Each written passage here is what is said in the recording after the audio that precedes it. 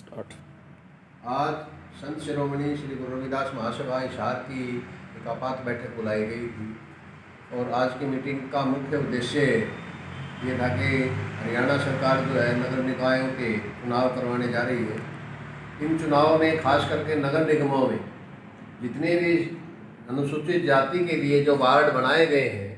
उन वार्डों में हर निगम के अंदर एक एक दो दो वार्डों की कटौती शेड्यूल्ड कास्ट के वार्डों में से की गई है और उनका आधार भी ये 2011 की जनगणना का लिया बता रहे हैं। जबकि बैकवर्ड क्लास की जो जनगणना इन्होंने काउंट की है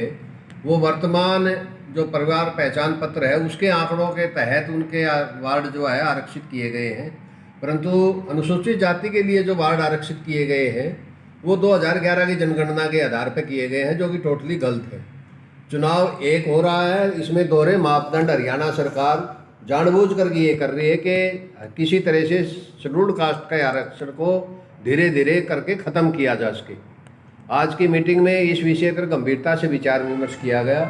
और सर्वसम्मति से निर्णय लिया गया कि सरकार जो निकायों के जो चुनाव करवाने जा रही है, इन चुनावों से पहले ये जो वार्डबंदी की नोटिफिकेशन हरियाणा सरकार ने जारी की है उसको यह महासभा Punjab and Haryana high court में चैलेंज करेगी और बहुत शीघ्र इस संबंध में एक पेटिशन हरियाणा हाई कोर्ट में डाल करके इन चुनावों पर सबसे पहले सटे की मांग की जाएगी और वार्डबंदी दोबारा से वर्तमान जो पीपीपी का जो डाटा है शेड्यूल्ड कास्ट का उसके आधार पर वार्डबंदी करने की मांग हरियाणा हाई कोर्ट से की जाएगी। आज की मीटिंग में यही मेन मुद्दा था, इसी पे ही ये फैसला हुआ और सभा ने इस कार्य के लिए हाई कोर्ट में पेटिशन फाइल करने के लिए मुझे एसपी चालिया को पूर्ण रूप से अधिकृत किया गया है, जिसका मैं सभा को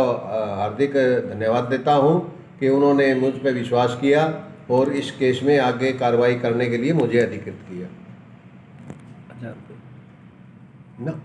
वो नहीं करना वो